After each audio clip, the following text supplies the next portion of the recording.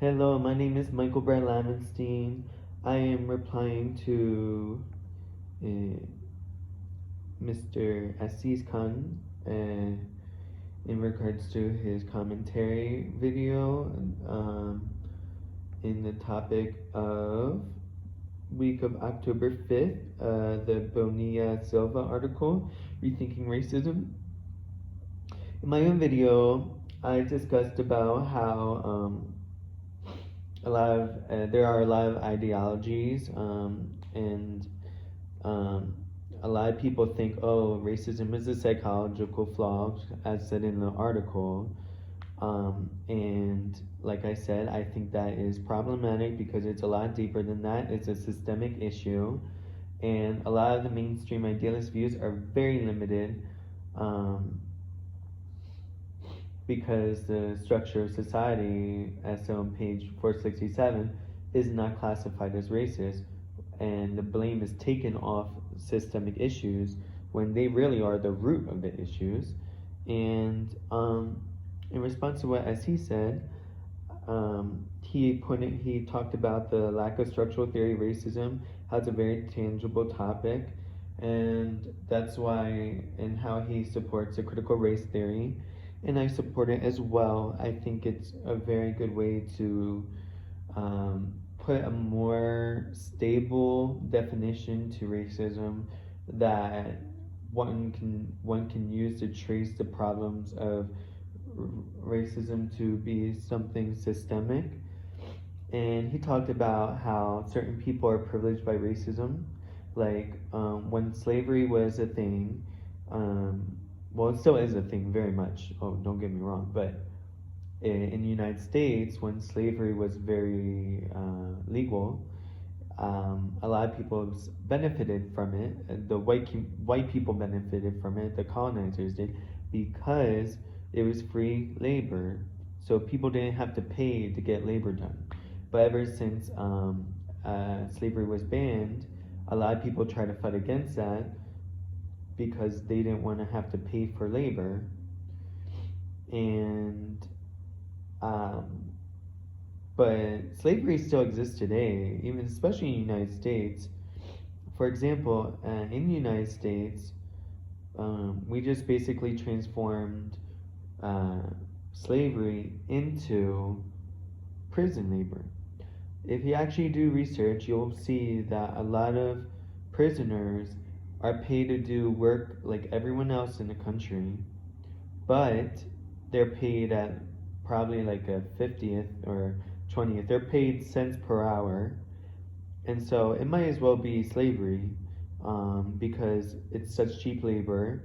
And that's why the prison system, that's one of many reasons why the prison system is so very corrupt, in the aspect that prison labor has been supported and bribed by companies, and that's why a lot of prisons are privatized so people can benefit off of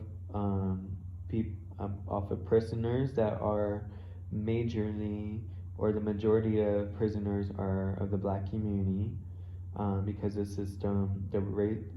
systemic racism led them to be in prison.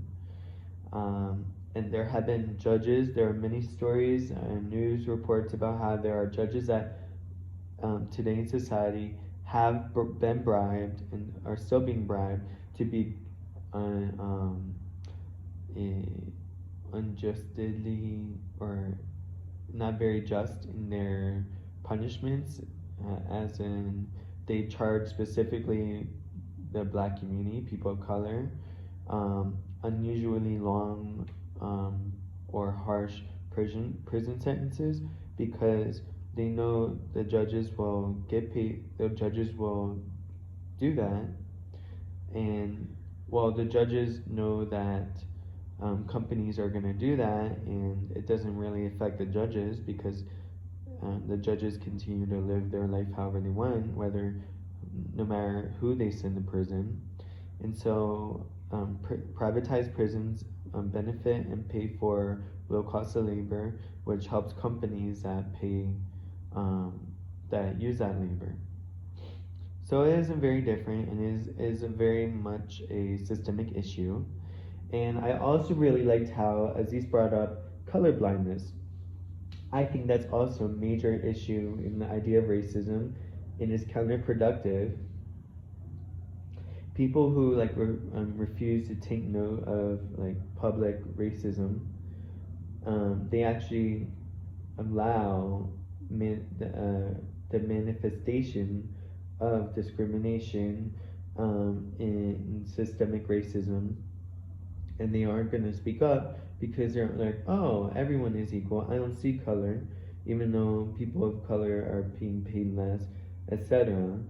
And saying we're all equal is just further oppressing people of color.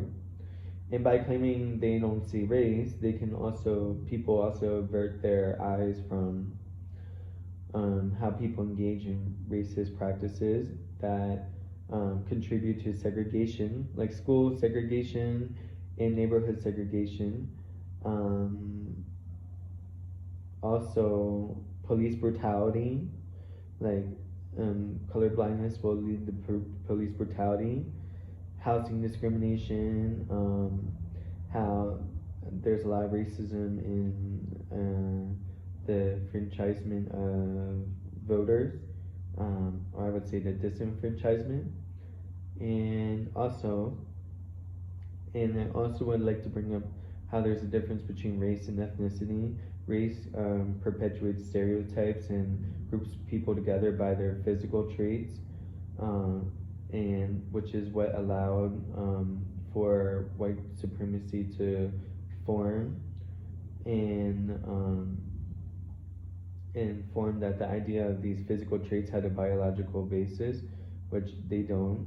And then laid up basically like a foundation or groundwork, I would say, for the belief that like some races are superior to others, which created like different and unequal balance that benefits white supremacy in the form of like slavery, colonialism, etc. And without a scientific basis. And colorblindness further supports racism, and that is all. There's no scientific basis for racism, for the idea of race. Race isn't something that we are, but something that is done as an action every day in society by different systems like government, etc. But anyway, my time is running out. Thank you so much. Again, this is in response to Aziz Khan. And my name is Michael Brett Lavenstein for the week of October 5th. Thank you so much.